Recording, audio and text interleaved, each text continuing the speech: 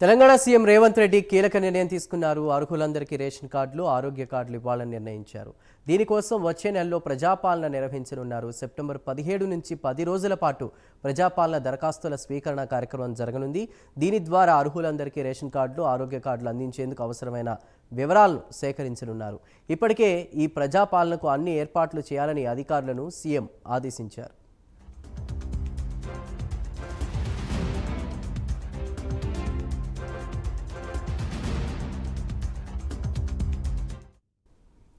సచివాలయంలో ముఖ్యమంత్రి రేవంత్ రెడ్డి వైద్యారోగ్య శాఖ మంత్రి దామోదర రాజనరసింహతో కలిసి ఉన్నతాధికారులతో ప్రత్యేకంగా సమావేశమై సమీక్షించారు.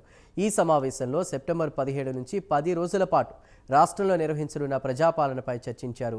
ఇక నుంచి రేషన్ కార్డులు, హెల్త్ కార్డులకు లింక్ ఉండదని వేర్వేరుగా జారీ చేస్తామని సీఎం స్పష్టం చేశారు. ప్రజాపాలనే అజెండాగా రాష్ట్రంలో ప్రతి కుటుంబం నుంచి అవసరమైన వివరాలు సేకరించాలని సమావేశంలో ముఖ్యమంత్రి వెల్లడించారు.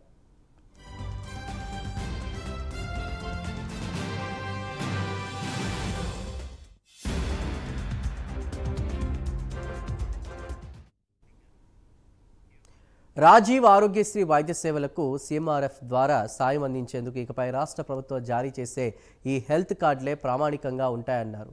డిజిటల్ హెల్త్ కార్డుల విషయంలో ఫ్రాన్స్లో ఉత్తమమైన విధానాన్ని అనుసరిస్తున్నారని, ఇటీవల విదేశీ పర్యటన సందర్భంగా తనను కలిసిన ప్రతినిధులు ఈ విషయం తెలిపారని సీఎం పేర్కొన్నారు. కాగా రాష్ట్రంలో విజృంభిస్తున్న సీజనల్ వ్యాధులపై రేవంత్ రెడ్డి ఆందోళన వ్యక్తం చేశారు. సీజనల్ వ్యాధుల బారిన ప్రజలు పడుతున్నారని, అధికారులు అప్రమత్తంగా ఉండి వ్యాధులు మరింత వ్యాప్తి చెందకుండా నివారణకు చర్యలు తీసుకోవాలని హెచ్చరించారు.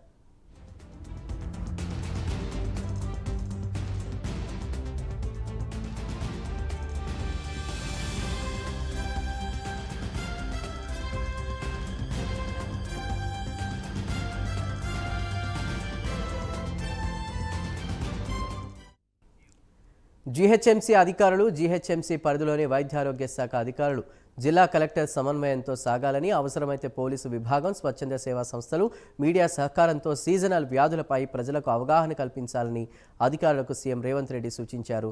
జీహెచ్ఎంసీ పరిధిలో క్రమం తప్పకుండా ఫాగింగ్ చేయాలన్నారు. పనిచేయని ఉద్యోగులు ప్రజల ఆరోగ్య పరిరక్షణకు చేపట్టే చర్యల పట్ల ఉదాసీనంగా వ్యవహరించే వారిని సస్పెండ్ చేయాలని ఆదేశించారు.